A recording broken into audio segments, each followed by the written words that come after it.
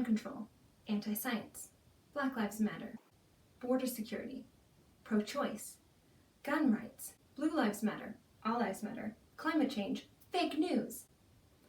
I'm guessing that at least one of those terms or phrases made you angry. Your blood is boiling. Trigger words, according to my definition, have three components. 1, they evoke strong emotions. 2, they are loaded with meaning. That means they mean different things to different groups of people. And 3, they have strong associations. That means when people hear a term, they make a lot of assumptions about the person saying that term, whether it's their demographics, their life experiences, their character, or their political affiliation. So let's start from the bottom and go backwards, looking first at associations. Take, for example, the term pro-life. Now, I've been listening on social media to what people think when they hear the term pro-life. Someone might simply be referring to their stance on abortion. However, some people assume that if someone says pro-life, they care about the life of unborn children, but they don't actually care about the life of women, immigrants, minorities, or people who live in poverty. Now, imagine for a second, is it possible for there to be someone who has concerns about the moral or legal aspect of a specific abortion procedure, and yet also cares deeply about women's health care, participates in refugee resettlement, marches in protests for racial justice, and is deeply committed to understanding the factors that trap people in poverty? Is that possible? Yes. How do I know it's possible? Well, that hypothetical person is actually me. And I learned a few years ago the hard way that it's a lot better sometimes to avoid the term pro-life. Using that label makes people assume a lot of other things that might not be true. Therefore, using precise language can be more productive in our conversations. So my peace-building tip for you today is to use generous language. Let's go to the second step, loaded meaning. Now, I'm a linguist. I speak several languages, and I have a certificate in French to English simultaneous interpreting. So for me, when I think about language, I think of language as a group of symbols that is there to convey meaning. So when you interpret from one language to another, you have to think about how to convey the meaning. Let me give you an example. In English, there is a phrase, "It's raining cats and dogs." Now, if you're trying to translate that phrase from English to French, you would not literally translate it. If you did, someone might think that cats and dogs are actually falling out of the sky. In French, there's a phrase that says, "Il pleut des cordes," which literally means, "It's raining rope." Now, both of these expressions, the English expression and the French expression, both mean that it's raining a lot. So the goal of an interpreter is to get to the meaning underlying behind the words. So I think that's important for us to think about when we're using political language these days. I have spent several years working as a professional consultant in conflict analysis. I've worked with a variety of different organizations in different sectors, including nonprofits, government, military.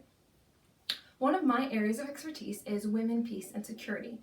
It is an initiative supported by the United Nations, and it actually, a few years ago, we actually achieved bipartisan legislation in the United States about women, peace, and security. It is based on a lot of research that shows that when women participate in peace processes, it's a lot less likely for nations to return to civil war.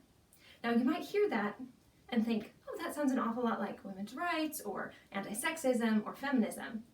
And that may be true. However, for me, a lot of my colleagues in the security sector have been men of an older generation with a conservative background. And I know from my own childhood, growing up in a rural conservative area, that sometimes words such as feminism can have very negative connotations, such as man-hating. Now, is that what I mean? Do I hate men? No, men are an important part of the world. However, I know that if other people have that association with that term, it might keep them from listening to the rest of my message. And I think my message is so important. I'm not willing to let words get in the way of that. So, when we're using language, context matters a lot.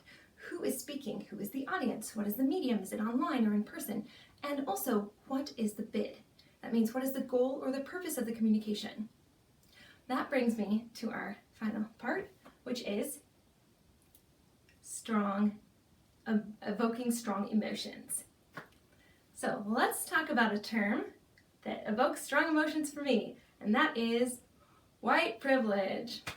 This term is super complicated for me for a variety of reasons I won't go into right now, but I will talk about the emotional aspect of it for me. So first of all, big disclaimer, if you come from a marginalized community, maybe this term has been really important for you.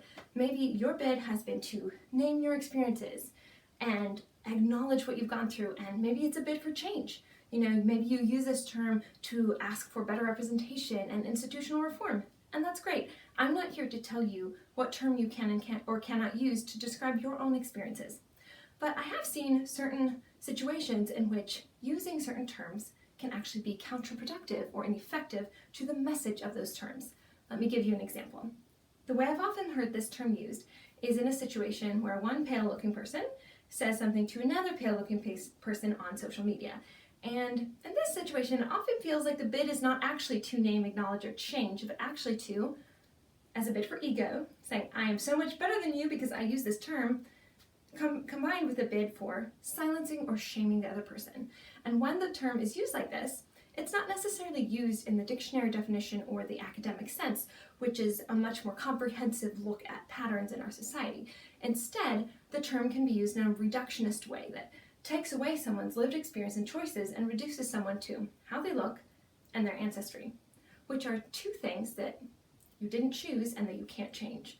I know for myself personally, when I feel like I'm being shamed for something that I didn't choose and that I can't change, I personally tend to spiral pretty quickly down into a pit of self-hate. And when I get to the bottom of that, I think really unhealthy things like, maybe I shouldn't exist, or I'm just inherently hurtful to other people. There's nothing good that I can do. All sorts of things that are, just to be clear, really unhelpful and really unhealthy. Now, for those of you who have dealt with mental health, anxiety, depression, you know how difficult it is to crawl your way out of the pit of self-hate, how much time, energy, and effort it takes. And I know for myself personally, I would rather use all of that energy to learn more about the history of our nation, to listen to the experiences of other Americans, to reflect on my own behavior and figure out ways in which I can be a better, more welcoming neighbor, and to advocate and engage in work for institutional reform. So for myself personally, sometimes I avoid using certain words and instead engage on a conceptual level because I know that I will be a much more effective and productive citizen with my energy in that way. So for a final example of terms, which brings all three of these aspects together, both the emotion, the meaning, and the associations, let's look at two other important terms right now. So take a deep breath. Those terms are Black Lives Matter and All Lives Matter. Now I'll start by saying that I personally refrain from using All Lives Matter. That's because I've been listening to what a variety of my friends from different backgrounds, people at protests, and people online have been saying. And it sounds like a lot of people feel like the term All Lives Matter takes away from the call in this moment for better accountability and justice in our criminal justice system. I don't want to take away from that. We have a painful past and legacies from that past continuing into our future that we need to reconcile with.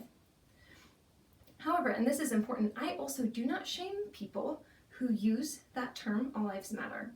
Why? Because I can understand why they might. For me personally, I have dealt with self-hate for a while in my own life, and it's taken a lot for me to come to a place where I even believe that I matter. So I can imagine what that might be like. Also, let's look at the linguistic structure of the phrase Black Lives Matter. There are three words, Black Lives Matter. Yet I believe that most Americans actually hear four words, and depending on what silent fourth word you hear depends on your relationship with this phrase. Personally, I hear the word also. Black Lives Matter also. I hear the phrase as a call for acknowledging the dignity and equal worth of people of African descent. However, not everybody hears that word. Some people hear the word more or only. So only Black Lives Matter or Black Lives Matter more. And if that's what you hear, it might be understandable. if you say all lives matter because you're thinking, hey, wait a second, I matter too.